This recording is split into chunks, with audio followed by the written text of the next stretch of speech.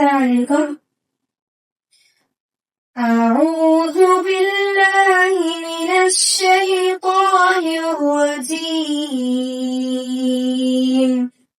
بسم الله الرحمن الرحيم. إن في خلق السماوات والأرض واختلاف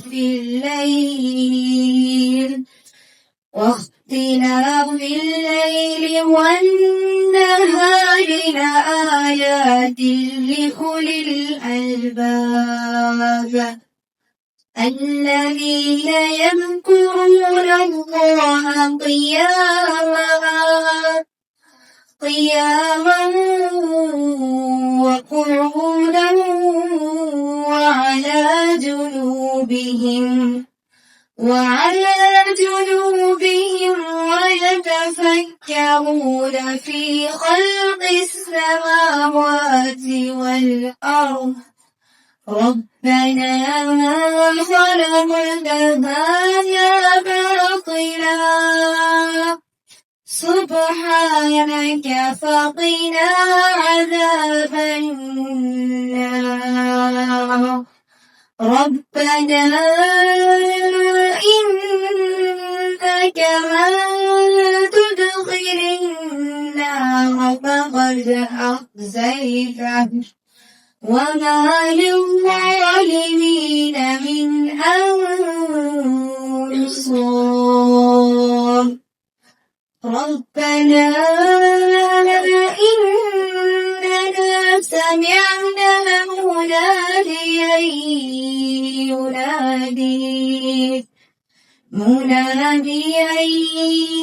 ينادي للإيمان أن آمنوا بربكم فآمنا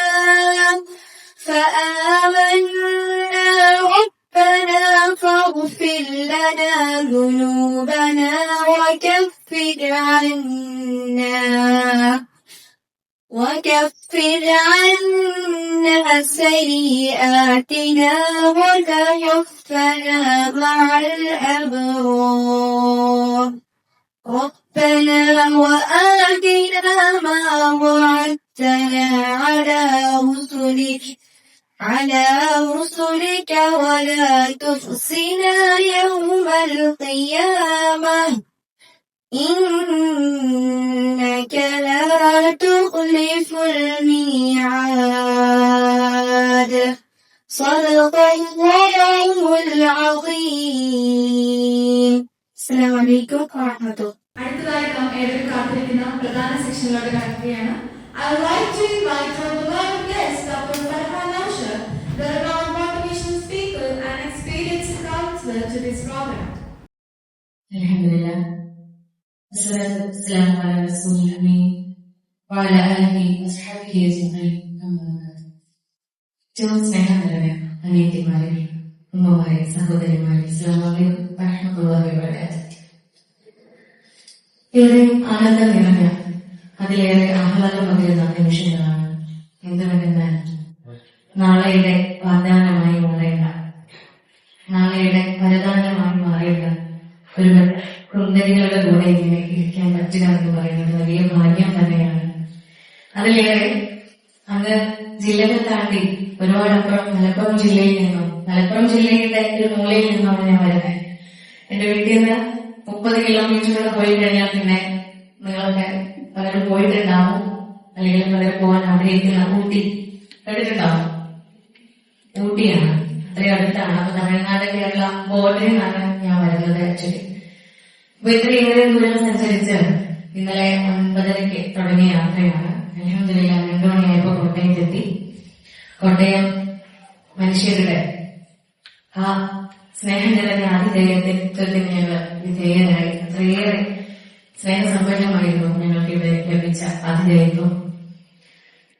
അത് ഇത്ര മനോഹരമായി നിങ്ങൾക്ക് മുൻപിൽ ഇന്ന് ഞാൻ നിൽക്കാൻ എന്നെ പ്രാപ്തിയാക്കി. അൽഹംദുലില്ലാ ഏറെ സന്തോഷമുണ്ട്. ഇടുക്കികളായിരുന്നു പെൺകുട്ടികളെ മുൻപിൽ ഇങ്ങനെ കാണാൻ സാധിച്ചതിൽ ഒരിക്കൽ കൂടി ഇങ്ങനൊരു അവസരം ലഭിച്ചതിൽ സർവശക്തനായ അല്ലാഹുവിനെ സ്തുതിക്കുകയാണ്. അൽഹംദുലില്ലാ കൂടെ ഇങ്ങനെയൊരു അവസരം ഒരുക്കി തന്നതിന് പ്രിയപ്പെട്ട സംഘാടകർ മുമ്പിലേക്ക് എന്റെ കുഞ്ഞനിയത്തിമാർക്ക് കൂടി നന്ദി പറഞ്ഞുകൊണ്ട് പ്രിയപ്പെട്ടവരെ,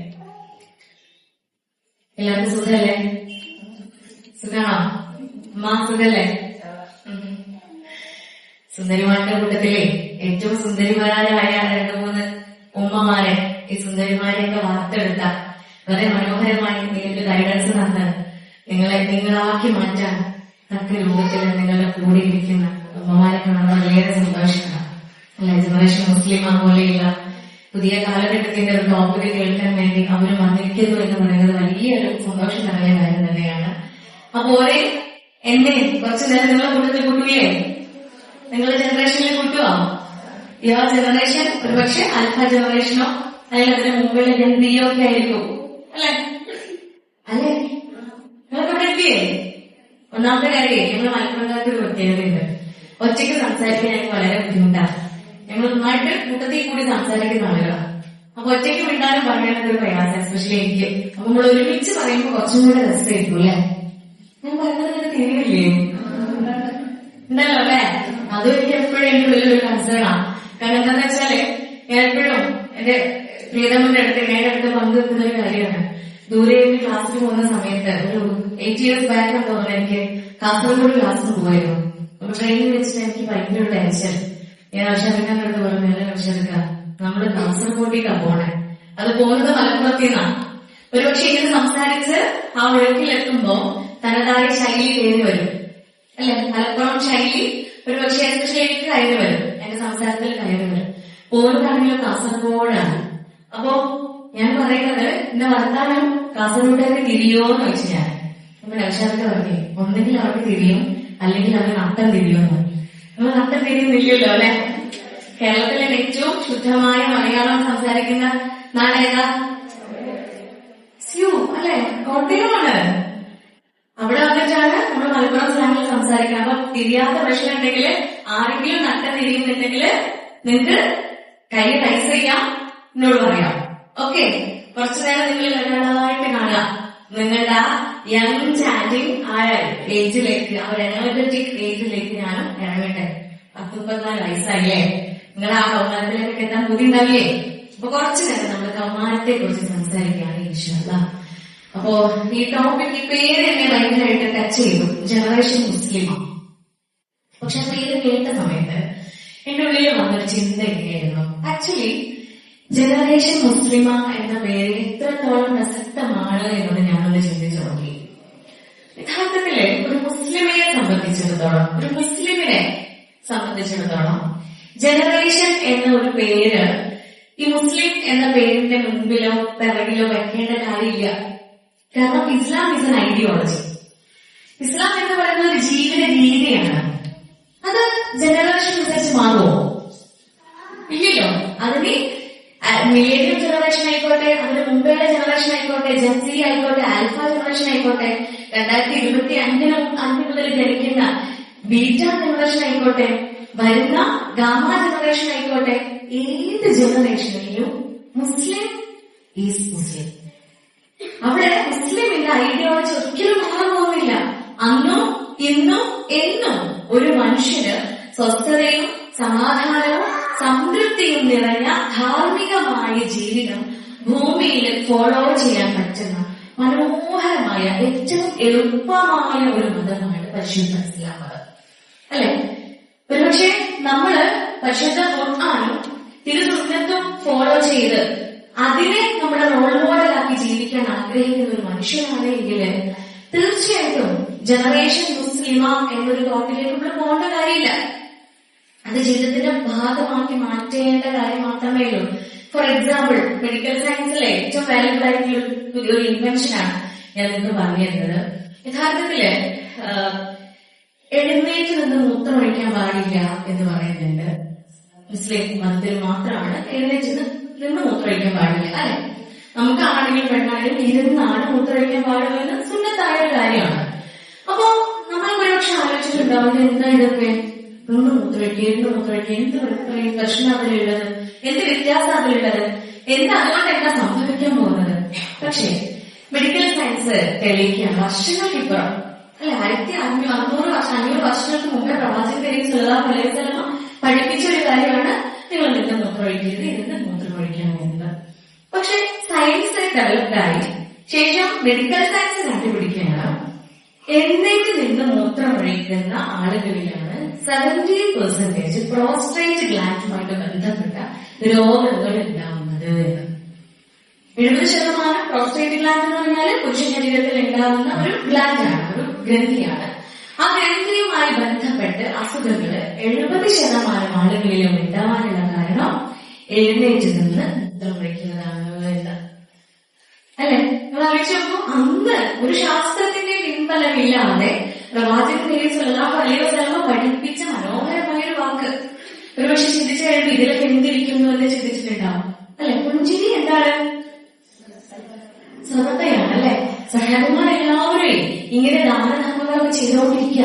ഓരോ കയ്യിലുള്ളതൊക്കെ മാക്സിമം ചുറ്റും ഇല്ലാത്തവർക്ക് ഇങ്ങനെ കൊടുത്തോണ്ടിരിക്കുകയാണ്.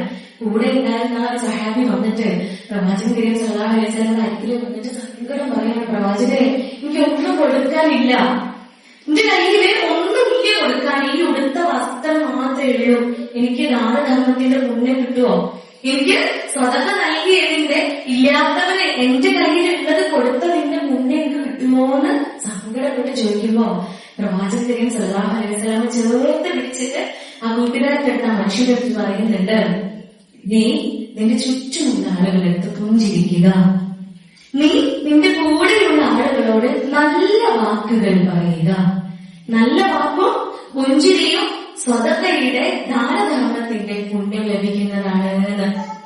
അതുകൊണ്ടല്ലേ നമ്മളോട് ചിരിക്കാൻ പറയാ, ഒന്നും കൊടുക്കാനില്ലെങ്കിൽ, നമ്മുടെ കയ്യിൽ ഒന്നും കൊടുക്കാനില്ല എന്ന് വിചാരിക്കുക, കൂടെയുള്ള കുട്ടികളോടൊന്ന് മനസ്സറിഞ്ഞ് ചിരിക്കുക. ഒന്ന് ചിരിച്ചു നോക്കില്ല നമുക്ക്? ഇല്ലേ? എല്ലാവരും ഒന്ന് ചിരിച്ചാണ്. ആദ്യം മലപ്പുറത്തിനോട് ചിരിച്ചോളി പറഞ്ഞേക്കാറ് ഇല്ലേ? എന്താ വന്നാലും ചിരിക്കൂല എന്നിരിക്കുന്ന ആരെങ്കിലും ഉണ്ടവിടെ? ചിലരുണ്ടല്ലേ ഞങ്ങളെ ഇതൊക്കെ എന്ത് നമ്മളെത്ര കേട്ടതാ, ഞാൻ ചിരിക്കേ നമ്മളോ? ചില ആളുകളുണ്ട് ചിരിക്കാൻ കുറച്ചൊരു വ്യൂഹത കാണിച്ചു നിൽക്കുന്ന ആളുകൾ. അപ്പോഴാണ് ശാസ്ത്രം തെളിയിക്കുന്നത് എന്ത്? ചിരി ആയുസ് കൂട്ടുന്നത് മാത്രല്ല, ചിരി സൗന്ദര്യം കൂട്ടുന്നുണ്ട്. തമ്പുരാനെ സൗന്ദര്യം കൂട്ടുമല്ലോ. നമുക്ക് എല്ലാവർക്കും നമ്മളോട് ചിരിച്ചു നോക്കുക. തൊട്ടപ്പുറത്ത് ഇരിക്കുന്ന ആളുകളോട് മനോഹരമായിട്ടൊന്ന് ചിരിക്കുക, ആത്മാർത്ഥമായിട്ട്. നമ്മുടെ നോക്കാൻ ഒന്ന് തല തിരിച്ചെല്ലാവരും ചിരിച്ചേ. മുഖത്തൊക്കെ ചിരിക്കട്ടെ പ്ലീസ്. മുഖത്തൊക്കെ ശരിക്കും കുഞ്ഞെ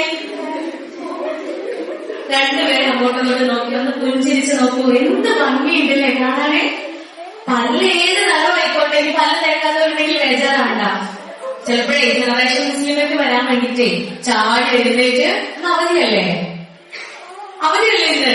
അപ്പൊ ഇന്നൊരു 12 മണി വരെ ഉറങ്ങാൻ ഇന്നലെ നീതി വെച്ച് ഉറങ്ങിയവരൊക്കെ ഉണ്ടാവും. രാവിലെ ഉമ്മ കുത്തി എഴുന്നേൽക്കിങ്ങനെ ആ ജനറേഷൻ മുസ്ലിം അല്ലേ അതിന് പോകണ്ടേ എന്ന് പറഞ്ഞിട്ട് അപ്പൊ ചിലപ്പോ പല്ല് തേക്കാനൊക്കെ പറഞ്ഞിട്ടുണ്ടാവും. ചിലരുണ്ട് അമ്മായിമാരെ വീട്ടിൽ വരുന്ന ദിവസം മാത്രം പല്ല് തേക്കുന്ന കുട്ടികൾ. ആ നിങ്ങളുടെ കൗൺസിലിംഗ് വരാറുണ്ട്. അമ്മായില്ലേ, അമ്മായിന്റെ അമ്മാനോട് പറയാ മാമി ഉപ്പയുടെ പെങ്ങള് മാമിയില്ലേ. ഈ മാമിമാർക്കൊരു പ്രത്യേകതയുണ്ട്. മാമിമാരുടെ പേടിയിൽ എത്ര ആളുകളുണ്ട്? ഞങ്ങളുടെ നാട്ടിലെ മലപ്പുറക്കാരെ മാമി വരുന്നുണ്ട് എന്ന് പറഞ്ഞാൽ ഭയങ്കര ബേജാറാണ്. കാരണം നമ്മളിങ്ങനെ സ്റ്റെപ്പ് ഇറങ്ങി വരുമ്പോ തന്നെ മാമി ഡൈനിങ് ഇരിക്കുന്നുണ്ടെങ്കിൽ ഒരു നോട്ട, എന്നിട്ട് ആദ്യം ചോദിക്കും ഇന്ന് കുടിച്ചോ, പിന്നെ ചോദിക്കും എത്ര ദിവസമായി പല്ലി വെച്ചിട്ടു, പിന്നെ ചോദിക്കും എന്റെ മുടി എങ്ങനെ വീട്ടി. ഇങ്ങനെ ആംഗ്ലയുടെ കുട്ടീന്റെ അടുത്ത് മാമിക്കൊരു പ്രത്യേക സ്നേഹമാണ്, അധികാരമാണ്. അല്ലെ, സ്നേഹം കൊണ്ടാണ്. അപ്പൊ അതിനെ ഭയന്ന് പല്ലിയെടുക്കുന്ന കുട്ടികളൊക്കെ ഉണ്ട്. അപ്പൊ പല്ല് അമ്മയായിക്കോട്ടെ, ഇനി കറുത്ത പുള്ളികളൊക്കെ ഉണ്ടായിക്കോട്ടെ, സാരമില്ല, പക്ഷെ നമുക്ക് ചിരിക്കണം. ചിരി സ്വതന്ത്രയുടെ പുണ്യം നമുക്ക് കിട്ടണേ. ഇല്ല ഒന്നും വേണ്ട, ചുറ്റുമുള്ള ആളുകളെ കാണുമ്പോൾ ഒന്ന് ചിരിച്ചാൽ മതി. ചിരിക്കുമ്പോ സംഭവിക്കുന്നത് എന്താണെന്ന് വർഷങ്ങൾക്കിപ്പുറം അന്ന് പ്രവാചകൻ പഠിച്ചിട്ടില്ല എന്ത് സെറോട്ടോണിൻ ഉണ്ടാവുന്നത്. അന്ന് പ്രവാചകൻ പഠിച്ചിട്ടില്ല ചിരിക്കുന്ന സമയത്ത് ഓക്സിജൻ ഉണ്ടാവുന്നത്. അന്ന് പ്രവാചകൻ ആരും പഠിപ്പിച്ചിട്ടില്ല ചിരിക്കുന്ന സമയത്ത് മുഖത്തുള്ള 13 പേശികളും 13 മസിൽസും ഒരുപോലെ ഇളകുന്നുണ്ട്. ആ മസിൽസിനുള്ള ഏറ്റവും വലിയ ഒരു എക്സസൈസ് ആണ് അതെന്ന് പ്രവാചകൻ ആരും പഠിപ്പിച്ചിട്ടുണ്ടായിരുന്നില്ല. അന്ന് പഠിപ്പിച്ചിട്ടുണ്ടായിരുന്നില്ല. ഈ മസിൽസ് ഇങ്ങനെ മൂവ് ആകുമ്പോ മുഖത്തിന് സൗന്ദര്യം കൂടും, റിങ്കിൾസ് വരൂല, ചുളിവുകൾ വരൂല, മുഖം എന്നും ഇങ്ങനെ യങ്ങായിട്ടിരിക്കും. നാളെ കുട്ടികളും മക്കളും ഉണ്ടായി കുട്ടിനെ കൊണ്ട് ഡാൻസ് മീറ്റിങ്ങിന് പോകുമ്പോ കുട്ടിയുടെ ടീച്ചർ എന്ത് വയ്ക്കും? ഇതാരാ നിന്റെ താത്തയാണോന്ന്? വല്ലാത്തൊരു ചോദ്യല്ലേ. ഉമ്മ ഡാൻസ് മീറ്റിങ്ങിന് വരുമ്പോഴേ നമ്മള് ചുരിദാറിന് വരരുതെന്ന് പറയില്ലേ? ഞാൻ പറയാറുണ്ട്. ഒന്നാമത്തെ കാര്യം ഉമ്മ ഇല്ലാതെ കാണുന്നു.